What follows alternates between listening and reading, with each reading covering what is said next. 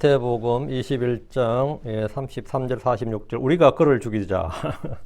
우리가 그를 죽이자. 이제 38절 말씀 같이 읽겠습니다. 그러나 그 농부들이 그 아들을 보았을 때 그들이 자기들끼리 이르기를 이제는 상속자니 오라. 우리가 그를 죽이고 그의 상속재산을 빼앗자 하였더라. 그의 상속재산을 빼앗자. 우리가 그를 죽이고 그의 상속재산을 빼앗자. 우리가 그를 죽이자. 오늘 이 시간은 포도원의 농부들이 주인의 아들을 보고 우리가 그를 죽이자 이렇게 모의하고 합심해서 뜻을 모아서 죽이는 장면이죠. 종들은 주인의 아들, 그 상속자만 죽이면 그 땅이 그들의 차지라고 생각할 수 있습니다. 주께서 계속해서 포도원의 비유를 통해서 유대인들의 영적 상태, 그들의 행위를 말해주고 있습니다. 포도원의 비유를 통해서 주님은 일꾼들을 구하는 주인, 포도원 일꾼들을 구하는 주인, 그게 한 포도원 비유의 하나였고, 일하는 자들에게 합당한 삭스를 주시는 분, 그게 이제 내 포도원에서 일하라, 그게 포도원 비유였고, 다음에가 이제 포도원 주인에게 두 아들이 있는데 하면서 누가 아버지의 뜻을 행한 아들인가? 요 말씀, 요것도 비유였죠. 그리고 세리들과 장녀들이 제사장들이나 장로들은 서기관들과 바리새인들보다 먼저 하나님의 왕국에 들어간다는 사실을 말씀해 주셨습니다. 그리고 주여 주여 하는 자마다 다 하늘의 왕국에 들어간 것이 아니라 오직 하늘에 계신 아버지의 뜻을 내 아버지 뜻을 행하는 자에 들어간다. 하늘에 계신 아버지 뜻을 행하는 자가 주님의 형제요 자매라고 하신 주께서 세리들과 장녀들이 너희보다 먼저 하나님의 왕국에 들어간다고 선포하였습니다. 그래서 매우 충격적인 소식이었습니다. 굉장히 충격적인 가르침입니다. 많이들이 입으로는 주 예수님을 믿는다고 합니다. 교회 가본 적이 있다, 세례를 받았다, 매일 기도한다, 성경 읽어본 적이 있다 이런 말도 하는데, 그러나 중요한 것은 그의 말이 아니라 그가 하는 행위입니다. 사람 그가 하는 말로 그의 마음을 보여주는 게 아니라 그가 하는 행동으로 그의 마음, 그의 믿음을 보여주는 겁니다. 사람의 진심과 본심, 그의 가치관, 신앙심은 말을 통해 드러나는 것이 아니라 그가 하는 행위를 통해서 드러납니다.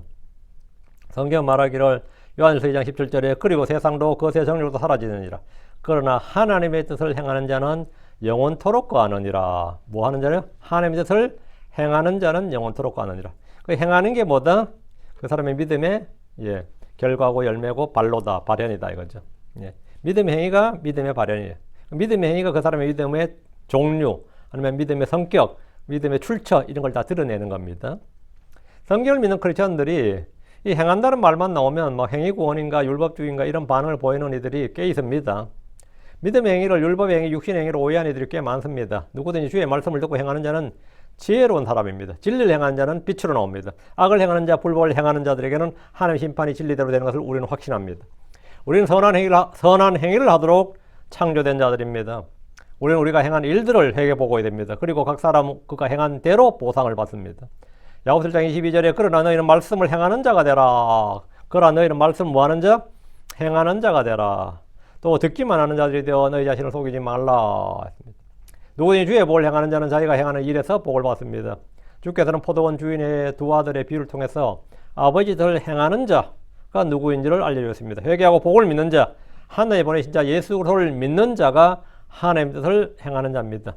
회개하는 자, 죄를 시인하고 회개하는 자, 다음에 하나님이 보내신 아들을 믿는 자가 뭐다? 하나님의 뜻을 행하는 자다. 자, 본문을 보겠습니다. 자, 오늘은 포도원과 농부예요. 포도원 비유가 이제 세 번째 나오네요. 연속해서 포도원에 대해서. 이스라엘 사람들한테 이거 굉장히 쉬운 비유죠. 굉장히 쉬운 비유입니다. 33절. 또 다른 비유를 들으라. 또 다른 비유 했으니까 앞에도 뭐해서 비유였다 이 말이죠. 또 다른 비유를 들으라. 어떤 집주인이 있었는데 그가 포도원을 만들고 그 주위에 울타리를 두르고 그 안에 포도즙 틀을 파고 망대를 세웠더라. 그리고 농부들에게 그것을 세주고 먼 나라로 갔더라 했는데 이 구절은 이제 성경을 좀 통독하시는 분이면 그냥 이사야 5장 1, 2절이 확 떠올라요. 똑같은 말씀이거든요. 이게 이사야서가.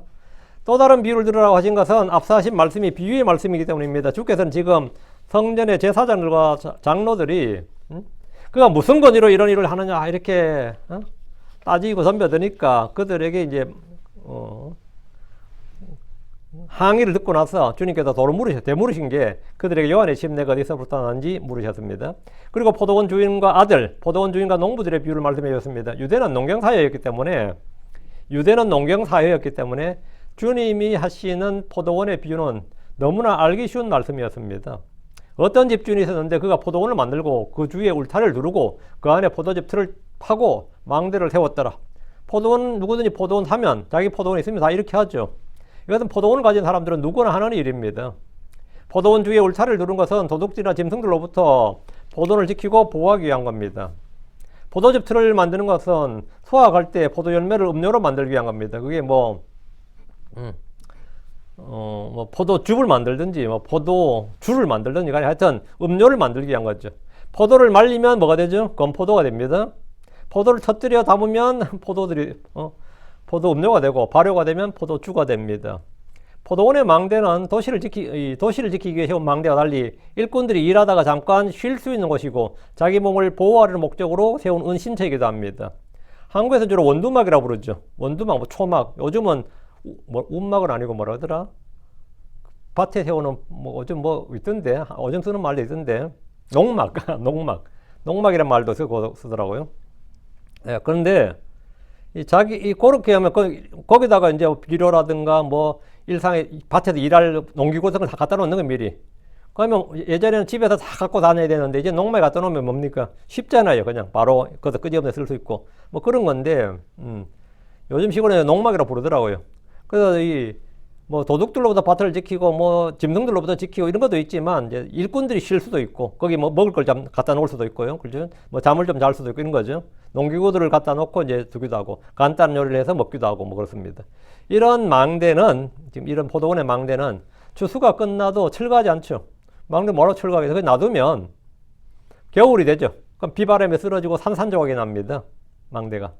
이사 1장 8절에 그리고 시온에 따른 포도원의 온두막같이 오이밭의 초막같이 포위당한 도시같이 남아있도다 이랬거든요. 그 말이 뭐예요?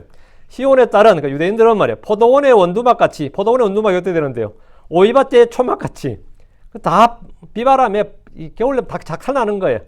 그 말은 유다의 도시 특히 예루살렘이 이 바벨론 포로기 때도 이렇게 한번 됐고 또 로마에 의해서 AD 70년에 이렇게 박살이 나고 완전히 그냥 다 날아간 거죠. 그 흔적만 남을 것이란 예언의 말씀입니다.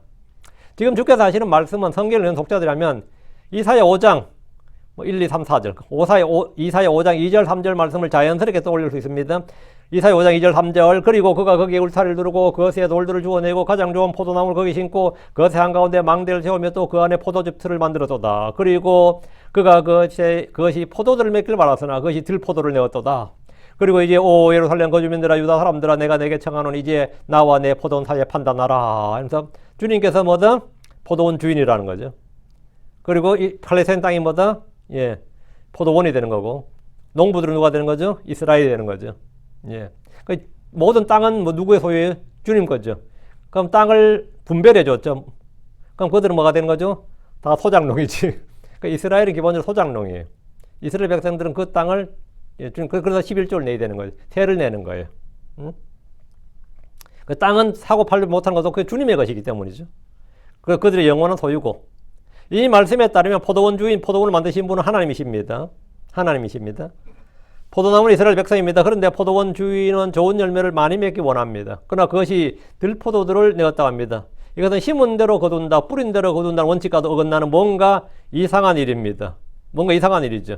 요즘처럼 컴퓨터 세대는 입력한 대로 출력이 나오지 않는 그런 이상한 상황이에요. 입력한 대로 출력이 나와야 되는데 왜 이러냐 이거지. 에러가 된 거죠. 그러니까 이스라엘은 에러가 발생한 거예요. 그리고 농부들에게 그것을 세주고 먼 나라로 갔더라 했는데 포도원을 잘 갖고 놓고 농부들에게 그걸 세를 주고 먼 나라로 갔다 이 말이에요. 당시 유대 사회는 지중해 연안에 각국으로 흩어져 사는 유대인들이 많았습니다. 반대로 외지인들이 유대 땅을 사서 경작한 이들도 많았습니다. 왜 그런 거예요? 로마 시대였기 때문이죠. 로마의 속국이었고 식민지 시대였기 때문에 이게 가능한 거죠. 총독도 로마 사람이고 왕은 에돔 사람이고 그리고 이래서 보니까 외지인들도 유대 땅을 많이 사서 경작을 했고 반면 유대 사람들은 장사나 뭘 하려면 뭡니까? 땅을 그냥 여기 이제 누구한테 맡겨놓고 자기는 그 당시 지중해 시대니까 멀리 가서 사는 사람도 많았어요. 오랫동안 로마의 지배를 받으면서 유대 사회는 많은 것이 변했습니다. 덕분에 땅의 주인이 불분명한 경우도 있고 없는 경우도 있었습니다. 별일 다 있겠죠. 제가 어릴 때 살던 시골에서도 그때가 이제 도시로 막 이농현상이 일어나는 거예요.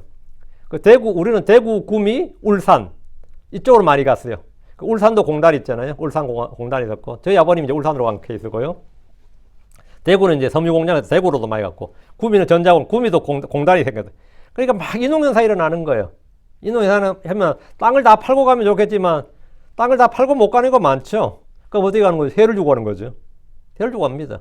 반대로 외지인들이 땅을 사는 경우도 많은데 그러면 외지인들이 땅을 사면 직접 와서 농사 짓습니까? 안 짓는다고요. 그것도 마찬가지로 농사를 짓지 않기 때문에 동네에 사는 사람들에게 소작을 주고 이제 세를 받는 거죠. 그럴까요? 유대사에서도 이런 일이 많이 있었습니다. 외지인들이 샀을 경우에도 세를 놓고 반면에 여기 땅은 놔두고 떠날 경우도 이제 세를 주고 가는 거죠. 뭐 팔고 가면 제일 좋겠지만 그렇지 못할 경우 있잖아요. 그런데 땅 주인이 갑자기 죽어버렸거나 상속 재산이 정리되지 않으면 이 땅은 주인 없는 땅처럼 되는데 이것을 이제 부재지주라 그래요. 부재, 지주, 땅 주인, 지주가 부재 없는. 이거 교포사회도 이거 많습니다. 한국의 땅을 산지를 놔뒀는데 미국에 와서 이민하는데 뭐 갑자기 죽어버렸어. 유산 정리가 안 돼서 그럼 어떻게 되는 거죠? 10년, 20년 방치되는 거예요. 10년, 20년 방치되는 그런 경우가 꽤 많이 있습니다. 이런 경우에는 이 땅에서 농사를 짓던 사람들이 자연스럽게 자기 것으로 만들 수가 있는데 이걸 이제 점유취득이라 그래요. 법적으로. 20년 이상을 점유취득을 하면 그 사람의 소유로 이제 인정을 하는 거죠. 뭐 이것도 물론 조건이 좀 까다롭습니다. 아무거나 나 20년 살았으니까 내 거야. 이건 안 되고. 예. 정말 그걸 자기 걸로 알고. 근데 북한에도 많았죠. 카자흐스탄으로 엄청나게 붙들려 갔다. 예를 들어서. 러시아로 많이 붙들려 갔어요. 그 땅이 누구께 될 건지 모르잖아. 뭐 그냥 북한이 공산주의가 되는 바람에 다 국가게 돼버렸지만 남한도 마찬가지죠. 전후에 이게 누구 땅인지 모르는 땅이 많았고 뭐 이런 게 있었어요. 그리고 갑자기 뭐 외국으로 갔다든지 뭐 전쟁터 나서 죽고 온다든지 뭐 이런 것도 많았고요. 이러면 이제 이 부재지주, 땅 주인이 없는 땅, 여기서 이걸 점유취득을 인정하는 그런 법이 만들어지고 그랬습니다. 시골에 있는 땅을 자기 이제 세를 주고 도시로 가는 경우라 아니면 해외로 이민을 가는 경우는 지금도 흔히 있는 일이고 뭐 또 당시 유대사에서도 비교적 흔했던 일입니다. 옛날 같으면 이게 없어야 정상인데 왜 한해가 유업의 상속이라 그래가지고 친족이라도 관리를 하죠. 옛날 같았으면. 근데 이제 이 바벨론 포로 이후에는 이제 그게 완전히 무너졌죠. 그게 완전히 무너졌습니다. 34절입니다. 그리고 열매 맺는 때가 가까이 이르렀을 때 그는 그의 종들을 농부들에게 보내었으니 이는 그들이 그것의 열매들을 받게 하려 함이더라. 세를 주고 떠난 주인은 열매를 맺는 때가 되자 그의 종들을 농부들에게 보냈습니다. 세를 받아오라는 겁니다. 이제 농부들은 그렇죠. 주인이 외국 나서 죽어버리면 좋은데. 때가 되니까 오네? 그러면 좀 섭섭하지. 죽어버리면 좋은데 소식 없으면, 그럼 완전 논았다 그러는 거죠. 몇십 년 그냥 공짜로 해먹고 이런 게 있어요. 근데 오네. 열받아, 안 받아. 세를 받아오라고 종을 보내네? 당시 주인과 소작농은 5대5의 비율로 나누었다고 합니다. 상당히 센 거죠. 이 정도면 5대5면. 그럼 수확한 것의 절반을 현물이든 돈으로든 주인에게 줘야 됩니다. 얘는 그들이 그것의 열매들 받게 하려 합니다. 이래서 이거는 뭐 현물로 받아오라는 거예요. 이제 이거 마가복음 12장 2절에 이게 나오는데 이건 돈으로 받아오라는 게 아니라 현물로 받아오라는 것이었어요. 주인이 세를 받는 것은 돈을 빌려주고 이자를 받는 것과는 전혀 다릅니다. 돈을 빌려주고 이자를 받는 것은 불법이죠. 율법에 따라. 그러나 땅을 빌려주거나 건물을 빌려주고 세를 받는 것은 그건 이자가 아니에요. 그건 정당한 이자가 아니라 그건 정당한 거래예요. 그거는 율법으로도 잘못도 아니고 불법도 아니고 죄도 아니란 말이죠. 정상적인 계약에 따른 합법적인 거래입니다. 집을 세주면 집세를 내야 되고 땅을 세주면 수익을 내야 됩니다. 이건 무슬림 법에도 이게 똑같아요. 그래서 무슬림들이 은행으로 돈을 못 하니까 계속 이런 식으로 세를 줘가지고 돈을 받아요. 계약을 그런 식으로 맺어요. 지금도. 지금 미국의 거의 모든 회사들은 은행으로부터 돈을 빌리거나 주식 투자를 받아서 회사를 운영하고 있습니다. 지금 그렇죠. 그게 자본주의의 핵심이죠. 그럼 그 회사는 수익이 나는 대로 투자한 주주들에게 이익을 나눠줘야 됩니다. 회사는 회장이나 사장 같은 경영자의 것도 아니고 회사 직원들의 것도 아닙니다. 가끔 회사 직원들이 자꾸 오해하는 게 하나가 이거 우리 회사라 그러는데 아닙니다. 자기는 그 회사의 직원 농부예요. 소작농이라고 일꾼이라고 그냥 일꾼이에요. 주식회사의 주인은 누구다? 주주입니다. 주식회사는 삼성전자는 이재용이 거 아닙니다. MS사는 빌 게이츠 게 아니에요. 이 회사 주주들 거예요. 주식회사의 주인은 주주들입니다. 포도원의 농부들이 열심히 일해서 엄청난 수익을 얻었다 하더라도 우리가 진짜 밤낮으로 일했고 그 햇볕에 비 맞으면서 막 진짜 내 몸이 바스러지게 일했다. 그렇다고 해서 그 포도원의 농부가 주인이 아니에요. 결코 포도원의 주인이 농부를 될 수가 없습니다. 농부들은 결코 주인이 될 수가 없습니다. 간혹 종들이 모든 일을 내가 했고 고생도 내가 했고 주인은 아무것도 한 것이 없이 세만 받아 먹는다 욕하는 경우가 있어요. 그게 이제 대표적인 뭐죠? 한국이 지금 굉장히 그렇습니다. 이 건물주의 농간이다 그러잖아. 이 건물주의 악덕 건물주 이런 소리 하죠. 이 건물을 빌려서 장사하는 사람들 중에 건물주에게 세를 내는 것을 아까워 마치 막 건물주를 악마화하는 사람이 굉장히 많이 있습니다. 계약서대로 하는 건데 이 계약서대로 해도 막 난리를 치는 거예요. 내가 일구어 놓은 이 식당 권리금으로서 바꿔가자 이런 거 있잖아요. 내가 일구어 놓은 다 계속 이야기는 그거는 자기가 일군 건 맞죠. 그렇지만 주인은 자기가 그 식당 주인이지 그 건물 주인이 아니라고. 이걸 잊으면 절대 안 돼요. 그건 절대 안 됩니다. 근데 그게 막 아까워 미쳐요, 막. 그러다 보니까 계약할 때와 달리 계약에 따라 세를 낼 때는 건물주를 막 탐욕적인 막 악마치고 하고 불로소득이니 뭐 건물주 건물 하나 가지고 별에서 별 소리 하는데 여기 나오는 농부들이 딱 그랬습니다. 여기 나오는 농부들이 딱 그랬어요. 35절입니다. 그런데 그 농부들은 그의 종들을 잡아 하나는 때렸고 다른 하나는 죽였고 다른 하나는 돌로 쳤더라. 포도원의 농부들은 주인이 보낸 종들에게 정한 대로 세를 주면 됩니다. 그건 처음에 계약한 대로 하면 되는 거예요. 계약대로. 그런데 그들은 그의 종들을 잡아서 하나는 때렸고 다른 하나는 죽였고 다른 하나는 돌로 쳤습니다. 예레미야 7장 25절에 너희 조상들이 이집트 땅에서 나온 날부터 이 날까지 내가 너희에게 나의 모든 종류 언자들을 보내었으되 날마다 일찍 일어나 그들을 보내었느니라. 주님께서 뭐 내가 예언자를 보내고 또 보냈다잖아요. 주께서는 그분의 종들을 보내신 것은 그들과 맺은 언약에 따라 선한 행의 열매, 의의 열매를 맺으라는 것이었습니다. 회개에 합당한 열매를 맺으라는 거예요. 그래서 자꾸 종들을 보내는 거예요. 예레미야 7장 26절 그럼에도 그들이 내 말을 듣지도 아니하였으며 또 귀를 기울이지도 아니하였고 도리어 자기들의 목을 굳게 하였으니 곧 그들은 자기들의 조상들보다 더 악하게 행하였느니라. 보내고 보냈더니만 뭐 어떻게 하더라고요? 듣지도 않고 귀를 기울이지도 않고 목을 곧게 하면서 더 악하게 행하더라 이거예요. 유대인들은 하나님 보낸 종들을 때리고 죽이고 돌로 쳤는데 한 명씩 예를 들어보면 예레미야를 때렸습니다. 그렇죠? 예언자 예레미야를 때리고 가두고 그랬어요. 예언자 이사야를 톱으로 캐서 죽였다 그래요. 이건 전승입니다. 죽였습니다. 예언자 스가랴를 성전 제단사에서 돌로 쳐서 죽였습니다. 사도 바울은 혼자서 이 세 가지 모두 당했습니다. 맞기도 하고 뭐죠? 돌에 맞기도 하고 몽둥이에 맞기도 하고 뭐 감옥에 갇히기도 하고 나중에 칼에 죽었죠. 그는 유대인들과 이방인들에게 몽둥이로 맞았고 채찍질을 당했고 돌에 맞았습니다. 그리고 칼에 죽었습니다. 36절 다시 그가 다른 종들을 처음보다 더 많이 보내었더라. 그런데 그들이 그 종들에게 똑같이 하였더라. 종들 더 많이 보냈다잖아요. 포도원 주인은 농부들에게 보낸 종들이 맞고 죽자 이번에는 다른 종들을 더 많이 보냈습니다. 그런데 이번에도 마찬가지였습니다. 회개의 여지와 기회를 주었지만 그들은 더욱 악하게 행했을 뿐입니다. 이 구절은 예레미야 29장 19절, 35장 15절, 44장 4절 말씀과 일치합니다. 주님은 그들에게 보내고 또 보내셨습니다. 예레미야 44장 4절에 그럴지라도 나는 너에게 나의 모든 종류 언자들을 보내었고 일찍 일어나 보내어 오 내가 미워하는 이런 가증한 일을 행하지 말라 하였느니라. 행하지 말라 말하였느니라. 그러나 그들은 들으려 하지도 않았습니다. 그들은 주인을 조금도 공경하지 않았고 두려워하지도 않았습니다. 그들에게 멀리 있는 주인은 그냥 무시해도 되는 그런 존재였습니다. 그들은 그러니까 주인은 그냥 뭐 싹 무시했다 이거죠. 오줌 말라면 개무시했다 그런 표현 쓰죠. 그거 완전 개무시했습니다. 37절 그러나 마지막으로 그가 그의 아들을 그들에게 보내며 말씀하였더라. 그들이 내 아들은 공경하리라.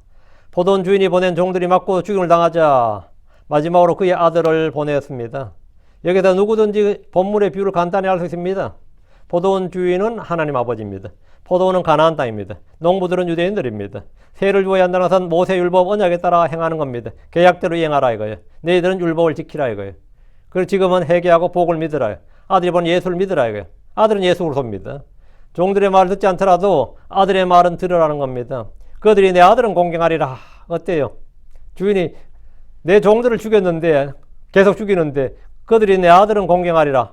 이것은 사실 말이 되지 않습니다. 주인이 보낸 종들을 죽였는데 주인의 아들을 공경하려는 것은 정말 뭐 순진한 발상이죠. 순진한 누가 그런 생각을 해요? 내가 보낸 종들을 죽였는데 내 아들을 공경한다고요? 주께서 이 말씀하신 것은 포도원 주인의 오래 참으심과 인내를 말하는 겁니다. 그렇게 종들을 죽였음에도 불구하고 군대를 보낸 게 아니라 아들을 보냈다 이거예요. 농부들을 멸해버려야 마땅하지만 몇 번의 기회를 주면서 참고 있는 주인의 성품과 행위를 보여주는 겁니다. 하나님의 오래 참으심과 인내와 긍휼을 보여주는 거죠. 하나님은 자비로우시고 은혜로우시며 오래 참으시는 분입니다. 그래서 자기의 종들을 보내고 또 보내셨습니다. 농부들이 그들을 죽이고 또 죽였어요. 그리고 마침내 그분의 독생자 예수 그리스도를 보내셨습니다. 마가복음 12장 6절을 보면 그 아들은 주인의 사랑하는 외아들이었습니다. 마가복음 12장 6절 그에게 아직 그가 극진히 사랑하는 하나들이 있었으므로 하나들이 뭐죠? 외아들이죠. 그가 또한 마지막으로 그를 그들에게 보내며 말씀하였더라. 마지막으로 그들에게 보냈다. 이 아들이 마지막이다. 더 이상은 없다 이거죠. 그들이 내 아들은 공경하리라. 예수님은 하나님이 사랑하는 독생자입니다. 하나님께서 자신의 아들을 보내신 것은 그들을 정죄하려 함이 아니요 그를 통해 구원하려 하심입니다. 이 아들을 왜 보낸 거예요? 그들을 정죄하려 함이 아니라 구원하려 하는 거예요. 그들을 회개하게 하려고 보낸 거예요. 야, 이런 주인이 세상에 어디 있어요? 이런 주인이. 응? 이런 주인이 어디 있어? 자기 종을 때려 죽이는데 아들을 보내가지고 그들을 구원하려 하고 그들을 회개케 하려고 한다고. 정죄하려 함이 아니라 구원하려고. 나는 심판하러 온 것이 아니라 그들을 뭐 구원하러 왔다 이거예요. 아들을 보고 믿는 자는 누구든지 생명을 얻습니다. 이 하나님의 극진한 사랑, 오래 참으심, 풍성한 긍휼을 지금 주님께서 이렇게 말씀하시는데 듣는 유대인들도 좀 황당했을 거예요. 야, 좀 심한데. 응? 근데 그게 바로 너희들이다 이거예요. 그러니까 이제 듣는 사람이 서서 이제 이게 뭔 말이지 하고 지금 이제 알아듣기 시작하는 거죠. 이 정도면 38절. 그러나 농부들이 그 아들을 보았을 때 그들이 자기들끼리 말하였더라. 이 사람은 그 상속자니라. 오라 우리가 그를 죽이자. 그리고 그의 상속재산을 차지하자. 이런 황당한 일이 발생했어요. 지금 주님께서 이 말씀을 하실 때 유대 성전의 산헤드린 공회에서는 제사장들과 장로들이 뭐하고 있어서 예수를 어떻게 죽일까 모의하고 있었습니다. 지금 주님 지금 38절 정확히 말하고 있는 거예요. 이거 뭐죠? 청기누설이야, 그죠? 우리가 지금 하고 있는 게 음모가 지금 예수님 예수님 알고 있는데 이거? 벌써 이거 우리가 지금 하고 꾸미고 있는 이 일을 지금 알고 있단 말이야? 누가 예수님한테 알려줬지? 우리 속에 밀정이 있나? 스파이가 있나? 지금 그러고 있는, 그럴 판국이에요. 주님께서 하신 말에 이 사람은 그 상속자니라 우리가 그를 죽이자. 이거 뭐요? 지금 의논하고 있다는 거잖아요. 그리고 그의 상속재산을 차지하자 했는데 주인이 보낸 아들에 대해 농부들이 보인 반응 대우는 주인의 예상과 전혀 달랐습니다. 그래서 아들을 참 아들을 어떻게 죽이냐 이러지 않더라는 거예요. 그 농부들은 포도원 주인의 아들을 보았을 때 자기들끼리 말했습니다. 이 사람은 그 상속자니라 오라 우리가 그를 죽이자. 그리고 그의 상속재산을 차지하자 했는데 주께서 비유로 들어하신 이 말씀은 지금 대제사장과 장로들이 함께 모인 산헤드린 공회에서 정확히 논의되고 있는 내용이었습니다. 지금 그들은 예수를 어떻게 죽일까 의논하고 있었기 때문입니다. 아마도 이 말을 듣는 성전의 제사장과 장로들은 그들이 모의하고 있는 이번 6월절에 예수를 죽이자는 비밀작전이 누설된 줄로 알았을 겁니다. 예수님은 그들이 지금 무엇을 하고 있는지 정확히 알고 계셨습니다. 오라 우리가 그를 죽이자. 이 말은 그들이 지금 하고 있는 계획하고 작전을 짜고 있는 바로 그 일이었습니다.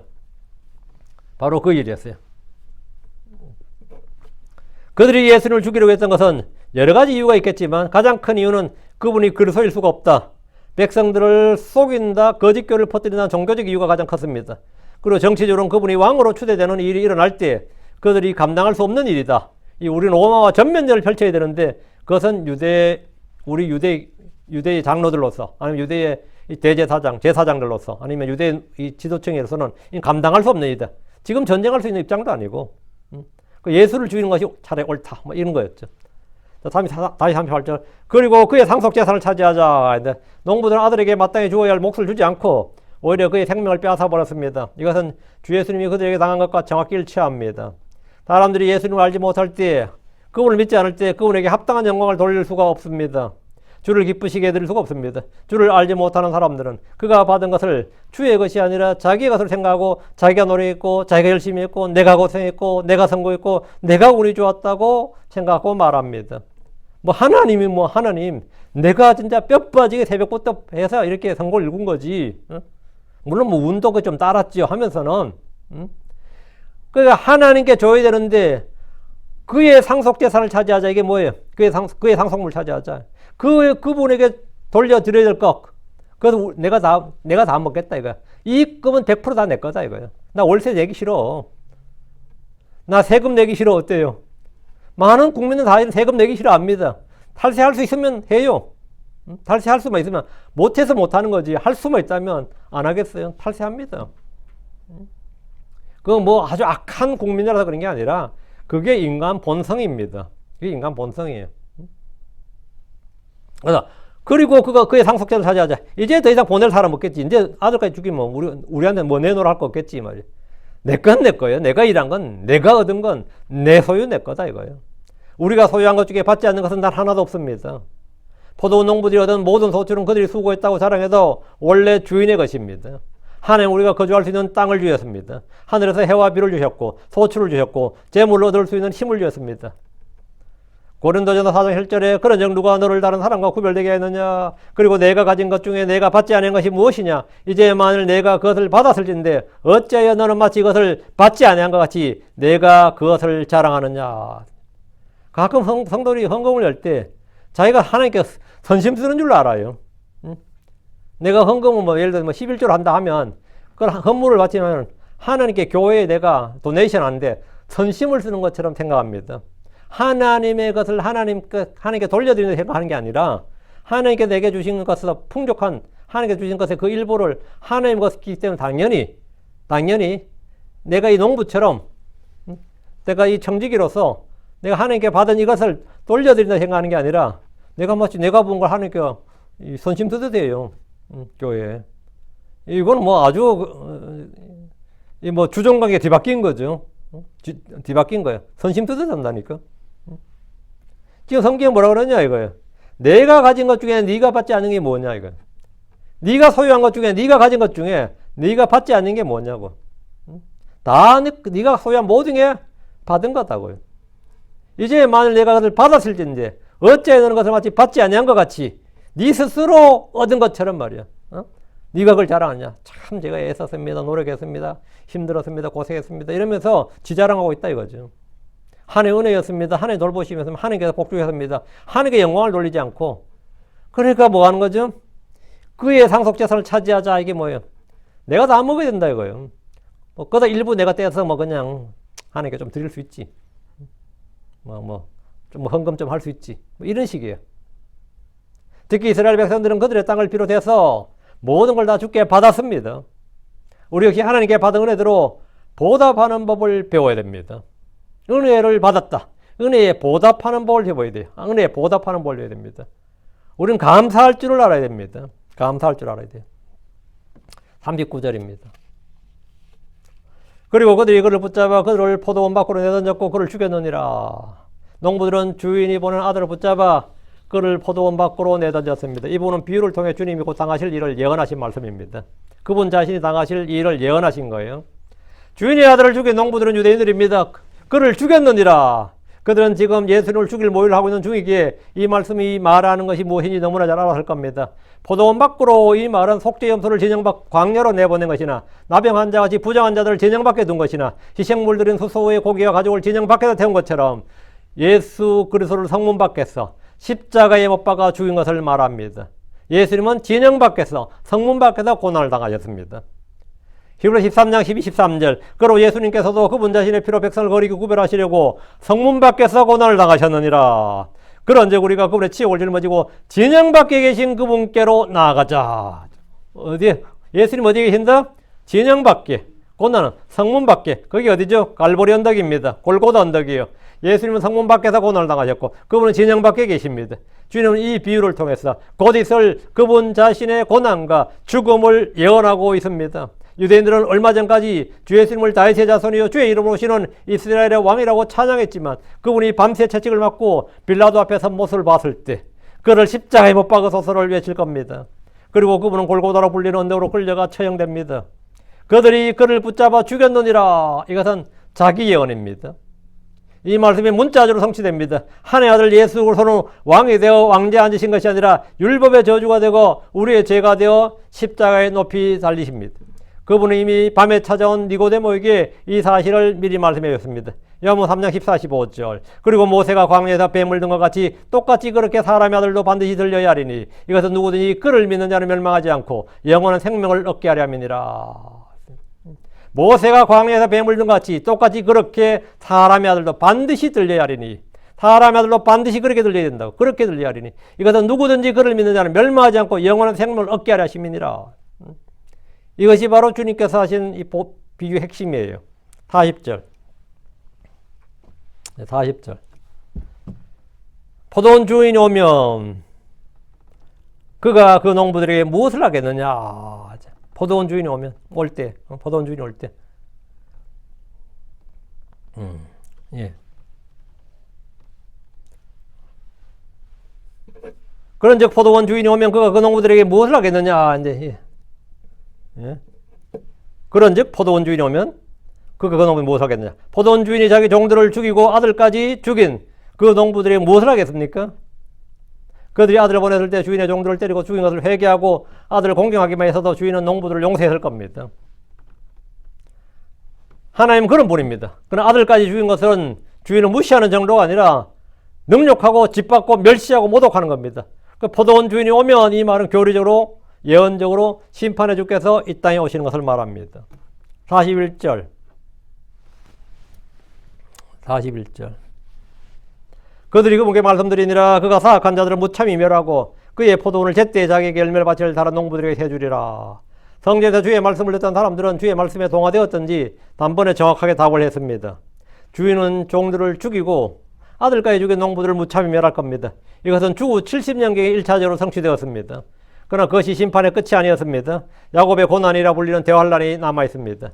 주 예수를 죽인 유대인들은 그분의 피를 자기들과 자기 후손들에게 돌리라고 외쳤는데 주님은 그들이 말한 대로 내 귀에 들린 대로 내가 응답하리라.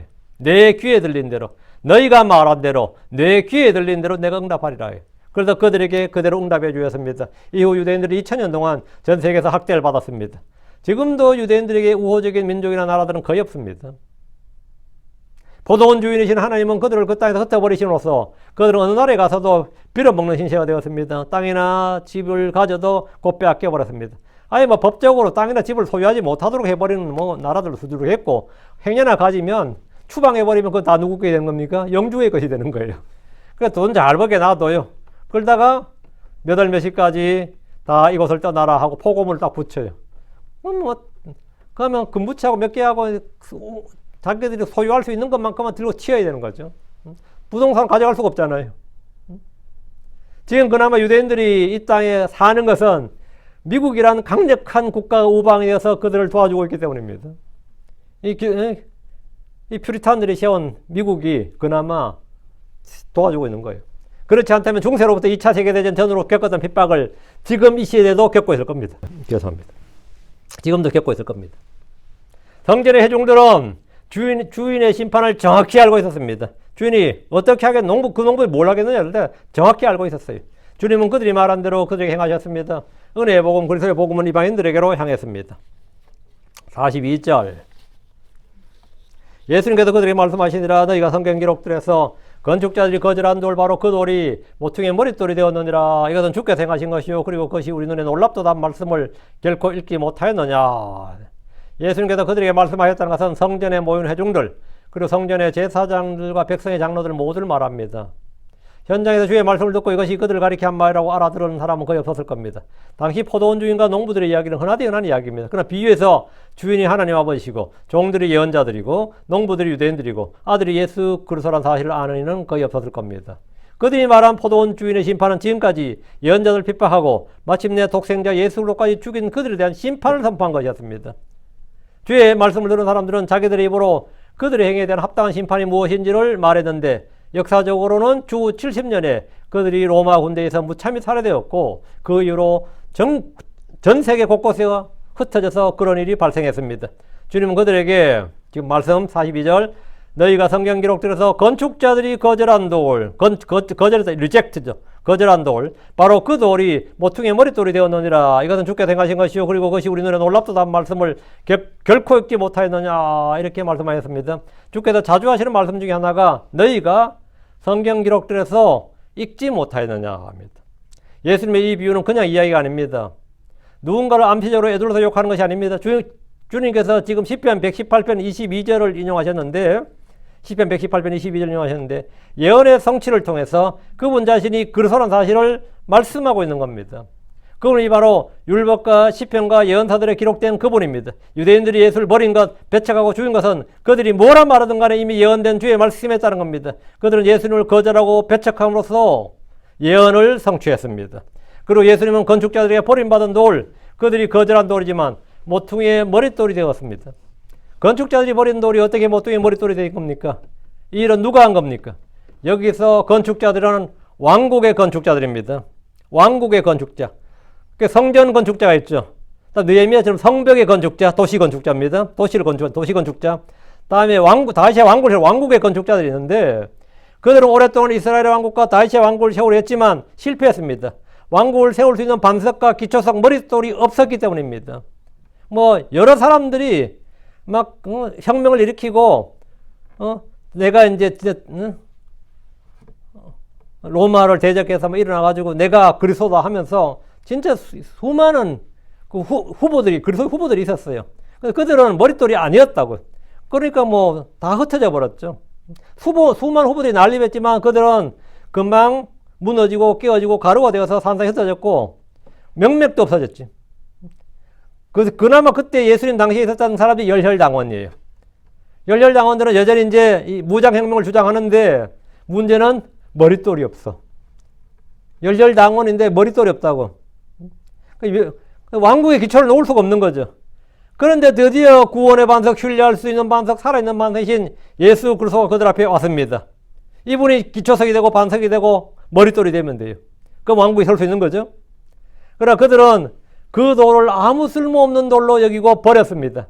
예수가 무슨 하면서 그 돌을 받아들이지 않았다고. 그러나 하나님은 그 돌을 교회의 반석이요 기초석으로 삼으시고 그분을 믿는 자들을 산돌들로 삼으셔서 우리를 영적인 집으로 건축되게 하고 살아있는 교회에 하나님의 집을 건축하셨습니다. 누가 하셨다고요?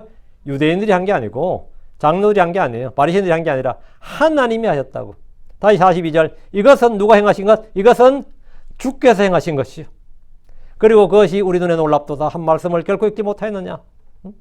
이것은 주께서 행하신 것이요. 건축자들이 버린 돌을 건축자들이 거절한 돌 바로 그 돌이 모퉁이의 머릿돌이 되었다고.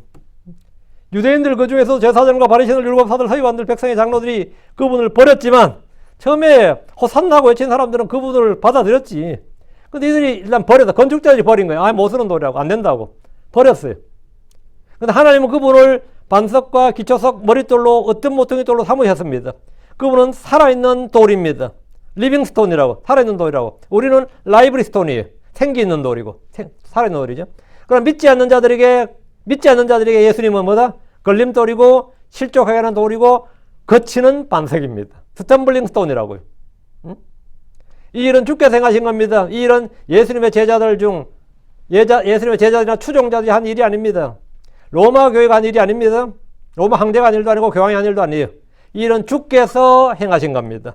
유대인들은 그들이 십자가에 못 박아 죽인 예수가 이방인들에게 전파되고 수많은 이방 국가에서 이방 민족들에 의해서 그 이방 민족들이 갑자기 아브라함의 하나님, 이삭의 하나님, 야곱의 하나님 이런 애들이니까 얼마나 놀라워요. 수많은 이방인들이 갑자기 뭔 일로 예수라는 한 사람을 통해서 이방인들이 하나님을 부르는 거예요. 이방인들이 막 하나님이 나오는 거야. 전에는 제우스가 나왔는데 그리스 사람들이 제우스를 부르죠. 안 그러겠어요? 근데 갑자기 그 로마 사람들이 막 제우스가 아니라 하나님을 부른다고 예수를 부르고 어때요? 그러니까 이게 그리고 그것이 우리 눈에 놀랍도다 진짜. 이 갑자기 이방인들이 뭐 미쳤나? 왜 집단적으로 왜 이러냐 이거요. 소아시아 막 곳곳에서 막 예수도 하지만 전부 다 하나님 부르는데 그냥 뭐 유대인들이 더 놀란지 회당에 있던 유대인들이 더 놀라는 거예요. 얘들 왜 이러냐? 할례도 안 받은 것들이 뭐 돼지고기 먹으면서 하나님 하니까 놀라 안 놀라야? 놀라죠. 그래서 수많은 사람들이 주의 이름을 부르며 그분의 교회가 되는 걸 보고 놀랐습니다. 실제 놀랐어요.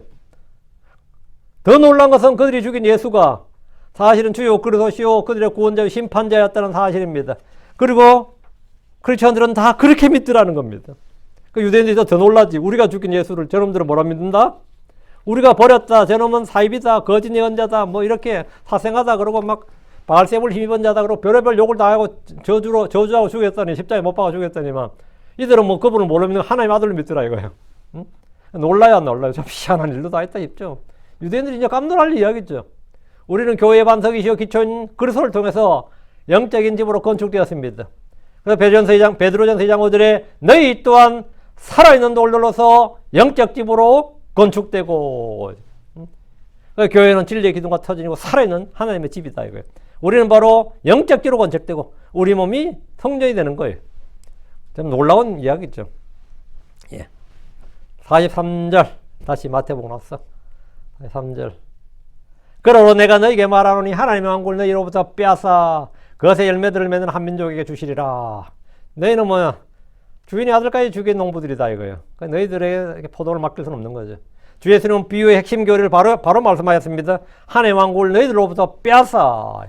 그들은 농부들처럼 포도원 주인이 보낸 종들을 죽이고 아들까지 죽였기에 멸망하고 포도원을 빼앗기듯이 너희도 하나님의 왕국을 빼앗길 것이란 말입니다.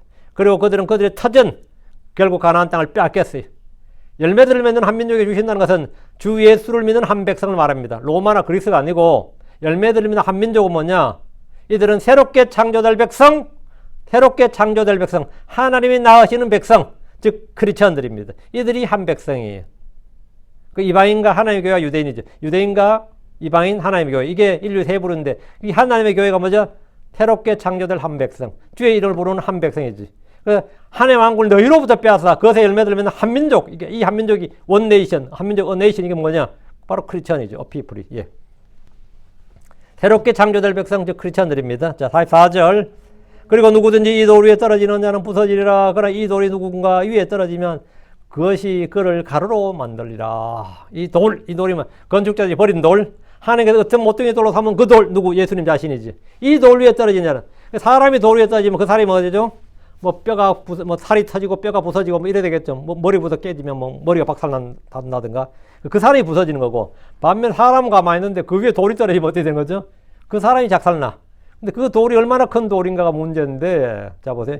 이 돌이란 예수 그리스도 자신입니다. 건축자들이 버린 돌, 그러나 하나님이 구원의 반석이요, 기초석이요, 모퉁이 돌이요, 머릿돌로 삼으신 그분입니다. 그분은 손을 대지 아니하고 깎아낸 돌로 온 세상을 치고 큰 산이 되어 가득 채우는 돌. 그 다니엘서 2장 34절 35절에 따르면 이 돌은 뭐죠? 큰 형상을 쳐서 깨뜨리고 그 형상을 가루로 만들어버리고 온 세상을 가득 채우는 돌이라잖아요. 손으로 깎지 않는 돌. 그러니까 하늘로부터 인 돌인데 우리는 그렇지. 행성인가? 운석인가? 운석이 떨어져도 지구 박살난다 그러죠. 그 돌이 떨어지면 뭐가 되는 거죠? 지구도 박살나요. 그런 돌이 떨어져도 지구가 박살나는데 그 돌이 어떤 사람을 때리면 어떻게 되겠어요? 사람이 이 돌 위에 떨어지면 그 사람이 그냥 몸이 부서지는 거죠. 그럼 이 돌이 어떤 사람 위에 떨어지면 그 돌이 그를 가루로 만들어버린다 이거예요. 그를 가루로 만들어버린다. 이 말씀은 뭐냐? 초림과 재림을 구분해 주는 거죠. 돌 위에 떨어지는 자는 이 걸림돌, 실족하게는 반석, 거치는 반석에게 걸려 넘어지는 자, 그 사람이 이제 부서지는 거고요. 그 초림이죠. 돌 위에 떨어지는 것은 초림이고, 예수님께서 시온에 둔 반석, 실족하게 하는 돌이신 예수님으로 해서 걸려 넘어지는 거고, 그는 부서집니다. 그럼 하늘로부터 내려오는 큰 돌이 누군가에 떨어진 것은 재림의 주 예수님이죠. 그 심판자 예수 그리스도, 심판의 집행입니다. 근데 그 이야기를 주님께서 하신 겁니다. 정확히 해석을 해준 거죠. 45절. 그리고 고위제사장들과 바리새인들이 그 이해하는 게 좋겠다. 가루 만들리라. 이해. 결과니까요. 제사장과 바리새인들이 그분의 비유들을 들었을 때 그들은 그분께서 자기들에 대해 말씀하신 줄 알아차렸더라. perceive예요. 파악했더라. 깨달았더라. 눈치챘더라. 다 되네요. 알아차렸더라. 우리 근본은 깨달았더라 했는데 이게 perceive인데 알아차렸더라는 뜻입니다. 알아차렸다. 딱 눈치를 챘다, 눈치 깠다 그런 표현했죠. 그게 정확히 그 단어예요. 이 제사장들과 바리새인들이 예수님 다 비유 듣고 있다 보니까 뭐야 지금? 지금 우리 이야기 하는 거야 지금? 지금 이 이야기 성경하고 막 엮여 있는데 비유와 성경 말씀이 막 엮여 있는데 보니까 뭐야? 주의 이 말씀을 들었을 때 그 고위제사장과 바리새인은 그분의 비유들이 누구를 가르친지를 딱 알아들었고 무슨 말인지도 딱 알아챘습니다. 이것은 사실 뭐 성경을 좀 아는 사람은 모를래야 모를 수가 없는 이야기. 모를래야 모를 수 없는. 지금 뭐야? 지금 자기하고 우리 이야기하는 거야? 이인 거죠. 응? 포도원 비유를 통해서 예수를 죽이려는 그들의 음모가 다 드러났다는 것을 알아차렸고, 예수님께서 친히 성경이 말하는 그리스도임을 선포하는 것도 알아차렸고, 그들이 그분을 죽이려 한다는 것도 알아차렸고, 또 이 유대가 어떻게 된다, 앞으로 예언이랑 이 말씀, 예언의 말씀이라는 것도 알아차렸고. 근데 이건 완전히 예언치고는 뭡니까? 너무나 끔찍하죠. 이 악담을 하네, 악담을. 이거 완전 저주의, 재앙의 예언이잖아요. 재앙의 선포, 심판의 선포인데. 응? 알아차렸다. 그럼 어떨까? 회개할 것 같아요? 저 열받을 것 같아요? 46절. 그러나 그들이 그분을 잡으려 했을 때 그들이 무리를 두려워했더라. 이는 그들이 그분을 예언자로 여기기 때문이더라. 성전의 고위제사장들은 성전 경비들을 시켜서 현장에서 예수님을 즉각적으로 체포할 수 있습니다. 지금 바로 이 현장에서 낮에. 그러나 그들은 성전에 모여있는 많은 무리들을 두려워했습니다. 무리를 두려워했다고요. 왜? 이 무리는 좀 전까지 뭐죠? 주님을 따라오면서 그분을 환호하고 왕으로 삼으려 했던 사람들이. 그저께까지만 해도, 어제까지만 해도, 그죠? 이는 그들이 그분을 예언자로 여겼기 때문이더라 할 때 예언자는 바로 모세가 말한 예언자로 여겼다 이 말입니다. 요한은 예언자로 여겼던 사람들이 예수님을 예언자로 여기고 있습니다. 요한을 하나님의 예언자로 여겼던 사람들은 예수님을 당연히 그 예언자로 여겨요.